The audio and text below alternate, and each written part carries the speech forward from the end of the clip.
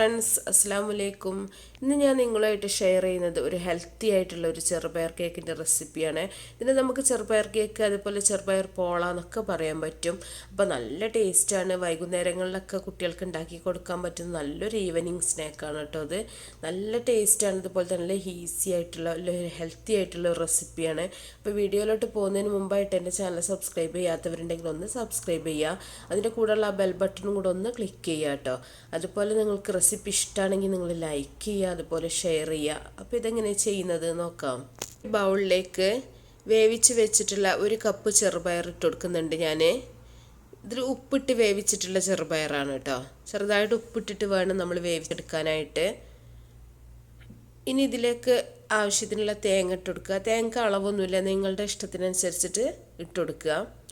ഇനി ഇതിലേക്ക് ഉരുക്കി വെച്ചിട്ടുള്ള ശർക്കര പാനിയാണത്. ഇത് ഒരുപാട് വെള്ളത്തോട് കൂടിയല്ല ഉരുക്കിയെടുക്കണ്ടേ, കുറച്ച് കട്ടിയായിട്ട് തന്നെ നമ്മളിത് ശർക്കര ഉരുക്കിയെടുക്കണം. ഒരുപാട് വെള്ളം കൂടിപ്പോരുത് കേട്ടോ. അപ്പോൾ നമ്മൾ ഇങ്ങനെ മിക്സ് ചെയ്യുന്ന സമയത്ത് ഒരുപാട് വെള്ളമായി പോവും. അപ്പം മധുരത്തിനനുസരിച്ചിട്ട് ശർക്കര പാനി ഒഴിച്ചു കൊടുക്കുക. എന്നിട്ട് നന്നായിട്ടൊന്ന് മിക്സ് ചെയ്ത് കൊടുക്കുക. ഇനി ശർക്കര ഇഷ്ടമില്ല എന്നുണ്ടെങ്കിൽ നിങ്ങൾക്ക് പഞ്ചസാര ചേർക്കാം കേട്ടോ. ശർക്കര ആണെങ്കിൽ കുറച്ചുകൂടെ ഹെൽത്തിയാണ്, അതുപോലെ തന്നെ ടേസ്റ്റിയാണ്. ഇതിലേക്ക് 2 ടേബിൾ സ്പൂൺ മൈദ ഇട്ട് കൊടുക്കുക. ഇതിലേക്ക് നമ്മൾ ബേക്കിംഗ് പൗഡറോ ബേക്കിംഗ് സോഡ ഒന്നും ചേർക്കണില്ല കേട്ടോ.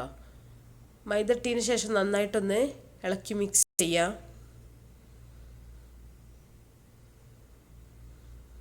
അപ്പം നല്ല ടേസ്റ്റാണിത്.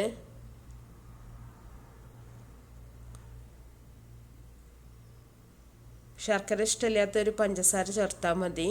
പഞ്ചസാര ചേർത്താലും നല്ല ടേസ്റ്റ് തന്നെയാണ്. ഇതിലേക്ക് നമ്മൾ ചൂടാറിയതിന് ശേഷം വേണം മുട്ട ഒഴിച്ചു കൊടുക്കാനായിട്ട്. ചെറുപയർ വേവിച്ച ചൂട് പോയിട്ട് വേണം കേട്ടോ മുട്ട ഒഴിക്കാൻ. ഇതിലേക്ക് 3 മുട്ടയാണ് ഞാൻ പൊട്ടിച്ചൊഴിക്കുന്നത്. അപ്പോൾ മുട്ട ഒഴിക്കുന്ന സമയത്ത് നമ്മുടെ ചെറുപയർ കൂട്ട് ചൂടുണ്ടെന്നുണ്ടെങ്കിൽ മുട്ട പെട്ടെന്ന് വെന്ത് പോകും കേട്ടോ. അതുകൊണ്ട് അത് ശ്രദ്ധിച്ചിട്ട് വേണം മുട്ട ഒഴിക്കാനായിട്ട്. അപ്പോൾ ഞാനിപ്പോൾ 3 മുട്ടയാണ് എടുത്തിട്ടുള്ളത്. 1 കപ്പ് ചെറുപയർക്ക് 3 മുട്ട എന്നുള്ള അളവിൽ എടുക്കുക കേട്ടോ. അപ്പോൾ ഇതിൽ കൂടുതലാണ് നിങ്ങൾ എടുക്കുന്നതെന്നുണ്ടെങ്കിൽ മുട്ടയുടെ അളവും നിങ്ങൾ കൂട്ടി കൊടുക്കുക. അപ്പം മുട്ടയും കൂടെ ചേർത്തിട്ട് നമുക്ക് നന്നായിട്ടൊന്ന് ഇളക്കി മിക്സ് ചെയ്തെടുക്കുക. ഒരുപാട് അടിച്ച് പതിപ്പിക്കേണ്ട അങ്ങനത്തെ ആവശ്യമൊന്നുമില്ല കേട്ടോ. നന്നായിട്ടൊന്ന് മിക്സായി കിട്ടിയാൽ മാത്രം മതി. വളരെ കുറഞ്ഞ സമയം കൊണ്ട് നമുക്ക് ചെയ്യാൻ പറ്റൂട്ടത്. ഇനി ഇതിലേക്ക് 1 ടീസ്പൂൺ ഏലക്ക പൊടിയാണ് ഞാൻ ചേർത്ത് കൊടുക്കുന്നത്. അപ്പോൾ ഏലക്ക ഞാൻ പഞ്ചസാരയും കൂടെ കൂട്ടിയിട്ടാണ് പൊടിച്ചെടുക്കാറുള്ളത്, അതുകൊണ്ടാണ് വൈറ്റ് കളർ കേട്ടോ. അപ്പോൾ അങ്ങനെ ആകുന്ന സമയത്ത് ഏലക്ക നന്നായിട്ട് തന്നെ പൊടിഞ്ഞ് കിട്ടും നമുക്ക്. അതും കൂടെ ചേർത്തിട്ടുണ്ട് നന്നായിട്ടൊന്ന് മിക്സ് ചെയ്യാം. അപ്പോൾ നമ്മുടെ മിക്സ് ഇവിടെ റെഡി ആയിട്ടുണ്ട്.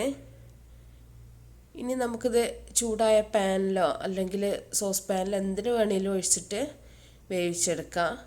അപ്പോൾ ഞാനിപ്പോൾ ഒരു ചെറിയൊരു സോസ് പാൻ എടുത്തിട്ടുണ്ട്. അതിലേക്ക് 1 ടേബിൾ സ്പൂൺ നെയ്യ് ഒഴിച്ചു കൊടുത്തിട്ടുണ്ട്.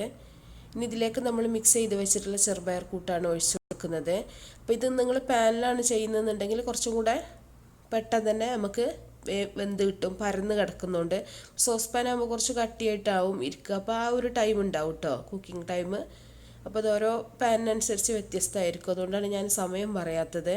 അപ്പോൾ നിങ്ങൾ വേവുന്ന വരെ ചെറിയ തീയിലിട്ടിട്ട് വേണം ഇത് വെച്ച് കൊടുക്കാനായിട്ട്. പെട്ടെന്ന് തന്നെ കരിഞ്ഞു പോവും. ശർക്കര ആയതുകൊണ്ട് തന്നെ പെട്ടെന്ന് കളർ ചേഞ്ച് വരാൻ സാധ്യതയുണ്ട്. അപ്പോൾ അതുകൊണ്ട് വളരെ കുറഞ്ഞ തീയിൽ വേണം നമ്മളിത് വേവിച്ചെടുക്കാനായിട്ട്. ഇനി നമ്മൾ ഇത് ഒന്നായതിനു ശേഷം ഒരു പാനിലേക്ക് ഒന്ന് തിരിച്ചിട്ടിട്ട് നമുക്ക് മേൾഭാഗം കൂടെ ചെറുതായിട്ടൊന്ന് വേവിച്ചെടുക്കാം. ഇപ്പോൾ കുറച്ച് സമയം വെച്ചാൽ മതി കേട്ടോ. ഇനി എന്ത് നട്ട്സ് വേണമെങ്കിലും ഇതിന് പകരം നിങ്ങൾക്ക് ഇട്ട് കൊടുക്കാം കേട്ടോ. ഡ്രൈ ഫ്രൂട്ട്സ് എന്ത് വേണമെങ്കിലും ചേർത്ത് കൊടുക്കുക. അപ്പോൾ നമ്മുടെ ഇവിടെ കേക്ക് റെഡി ആയിട്ടുണ്ട്. ചെറുപയർ കേക്ക് എന്നോ ചെറുപയർ പോളാന്നോ നിങ്ങളുടെ ഇഷ്ടത്തിനനുസരിച്ചിട്ട് നിങ്ങൾക്ക് പറയാൻ പറ്റും. അപ്പോൾ നല്ല ടേസ്റ്റാണ്, നല്ല സോഫ്റ്റ് ആയിട്ടുള്ള നല്ലൊരു കേക്കാണ് കേട്ടോ അത്. നമ്മൾ കൂടുതൽ മൈദയൊന്നും ചേർക്കണില്ല, അതുകൊണ്ട് തന്നെ നല്ല ഹെൽത്തി ആയിട്ടുള്ള നല്ലൊരു കേക്കാണ്. അപ്പോൾ എല്ലാവരും ഉണ്ടാക്കി നോക്കുക. എന്നിട്ട് നിങ്ങളുടെ അഭിപ്രായങ്ങളൊക്കെ കമൻറ്റ് ബോക്സിൽ അറിയിക്കുക കേട്ടോ.